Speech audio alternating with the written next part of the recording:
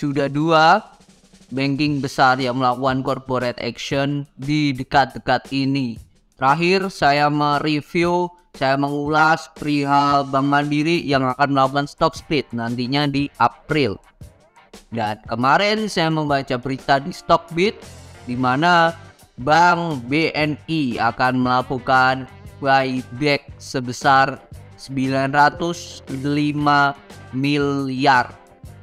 Menarikkah dan strategi apa yang dilakukan BNI dan alasan kenapa mereka melakukan buyback di mana harganya sudah mendekati 10.000? Apakah masih wajar dan strategi apa yang kita mau lihatnya dari manajemen atau perseroan tentang skema di buyback ini? Simak videonya sampai selesai. Buyback Bank BNI. Sebelum lanjut, teman-teman boleh di subscribe dan di support kita. Bisa share di samping kanan ada untuk link join ke Telegram, silahkan aja ada di deskripsi. Saya akan memberikan cuma-cuma for free buat teman-teman di mana dirasa ada saham-saham yang menarik akan saya infokan di channel Telegram. Oke, back to topic. Bank BNI melakukan buyback. Ini saya baca di Stockbit kemarin siang 7 Februari 13.08 dan saya take video ini di 8 Februari jam 8.23 waktu Indonesia Barat, 8 pagi ya. Oke, ini dan sudah saya download. Ini adalah keterbukaan informasinya oleh Bank BNI. Ini sudah ditandatangani resmi. Ya, ini sudah dipost di publik dan ini nantinya keterbukaan informasi sudah diterbitkan 6 Februari. Ini nantinya akan dibacakan berbarengan dengan RUU PST, rapat umum pemegang saham tahunan, yaitu di 15 Maret.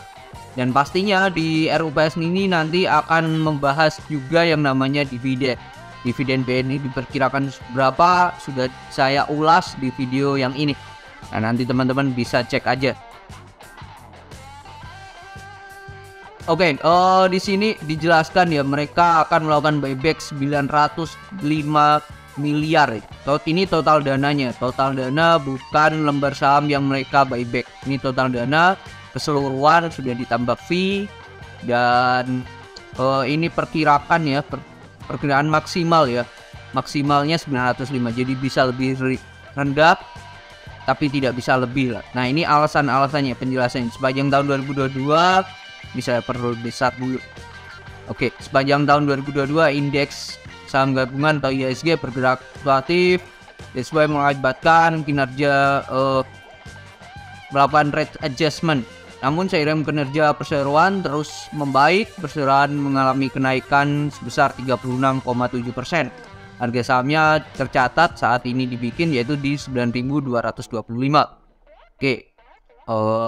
Di awal tahun 2023 IHSG sempat fluktuatif, antara lain pengaruh The Fed. Ini yang masih menaikkan suku bunga untuk mengcounter inflasi di Amerika, dampak geopolitik yang masih berkelanjutan. Ini ada hubungannya dengan perang Ukraina dan Rusia serta normalisasi kebijakan pandemi di China yang menyebabkan foreign outflow, asing keluar ke market China setelah 3 tahun lockdown. Fluktuasi di market dan tekanan jual di perkiraan masih terus berlanjut sehingga semester 1 tahun 2023 untuk itu buyback dimaksud. Nah, ini maksud dari buyback dari perseroan adalah membantu mengimbangi tekanan jual di pasar saat IHSG sedang fluktuasi. Jadi buyback ini akan bekerja jikalau IHSG-nya sedang bisa dikatakan carut marut atau sedang nggak asik lah ya. Satu itu. Yang kedua adalah alasannya adapun harga saham perseroan sehingga 3 Februari tercatat 9.300 atau naik 0,8 year to date. Year to date ini diukur dari awal tahun. Jadi ini awal tahun 2023 sampai 3 Februari naik 0,8% dengan price to book value sebesar 1,27 kali. Nilai ini masih berada di bawah rata-rata 10 tahun ke belakang, yaitu sebesar 1,42 kali.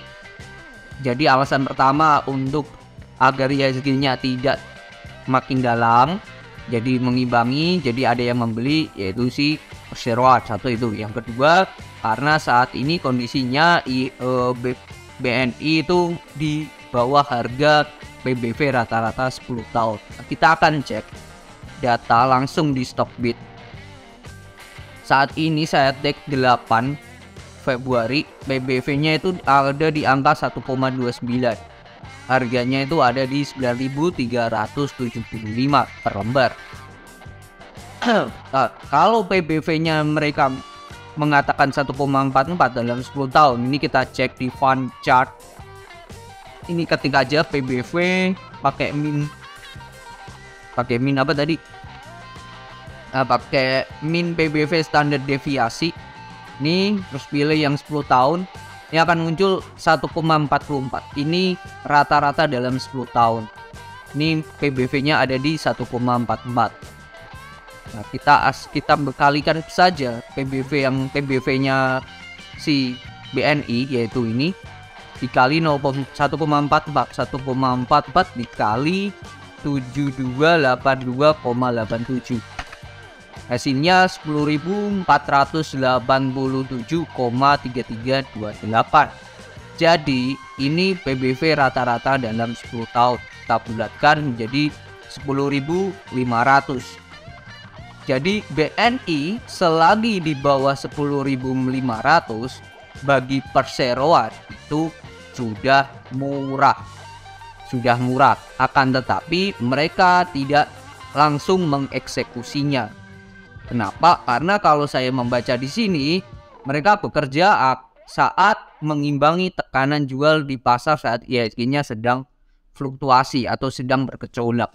Ya bisa dikatakan saat IHSG-nya lagi malas-malasan lah, lagi turun lah. Saya menerjemahkannya seperti itu sih. Itu. Dan di sini tidak ada penjelasan ya mereka maksimal buyback di harga berapa. Itu sih. Tapi di sana sangatlah jelas bahwa batasan atasnya 10.500 dan mereka akan bekerja saat IHSG-nya lagi turun. Nih, periode buyback. Nah, ini periode buyback-nya cukup lama. Periode buyback-nya selama 18 bulan. Ini di sini dijelaskan ada kok. Nah, ini paling lambat 18 bulan sejak RUPS, jadi 16 Maret sampai 15 September 2024. 18 bulan, 1,5 tahun. Jadi saya bikin video ini bukan tidak mungkin, saya sendiri pun kadang lupa ya, oh ini mereka masih buyback. Karena too long ya menurut saya, 18 bulan. Beda cerita kayak sebelum-sebelumnya UNTR atau apa ya, perusahaan tambang yang dia melakukan buyback hanya 3 bulan. Atau Anda bisa lupa, mungkin bisa tulis di kolom komentar apa 3 bulan di akhir tahun 2022 kemarin ya, atau ITMD ya. Nah itu terkesan memang sangatlah mendesak karena menurut mereka bisa dikatakan harganya murah gitu. Itu sih di sini. Jadi poin-poinnya kalau saya melihat ya dari buyback ini adalah satu, perseroan atau manajemen melihat kita perlu melakukan buyback untuk menjaga IHSG ini biar tidak makin anjlok. Satu itu secara halus lah ya, dipertulis seperti tadi. Menurut saya penerjemahannya kayak gitu. Yang kedua, harganya sudah di bawah rata-rata 10 tahun. Rata-ratanya 10.500, sekarang 9375. Simbol itu. Dua alasan ini. Maksimal buybacknya dananya adalah 905 miliar. Itu sih. Kalau kita melihat besar, memang besar, tapi kalau kita bandingkan dengan ekuitas mereka itu totalnya 140 triliun. 140 triliun ekuitas mereka. Jadi diambil 900 miliar ya. Ya sangatlah kecil ya. Sangatlah kecil lah ya. Kalau laba bersih per sahamnya sebelumnya 983 kurang ya karena ada buyback ini jadi kan ditambah 989 cuma 6 per lembar ya, kecil banget gitu, kecil banget. Kalau ditanya menarik apa enggak, jelas saya akan mengatakan dengan terang-terangan menarik untuk BNI. Patokan kita simple, 10.500. Di bawah itu sikat aja. Apa yang diatur manajemen dan psikologi. Jelas, ini sangatlah jelas. Bedakan ya dana kita dan dana perseroan pastinya. Kalau teman-teman masuk sekarang 9375, kalau nanti harganya di bawah 9.000, let's say 8,5 atau 8.000, ya apa yang teman-teman lakukan? Kalau perseroan jelas pasti saya akan mengatakan mereka akan melakukan buyback. Jelas sekali kalau harganya turun 8,5 atau 8.000, pasti mereka akan melakukan buyback. Tapi mereka periodenya lama, 1,5 tahun. Satu itu. Yang kedua, dana mereka besar, 905 miliar ya.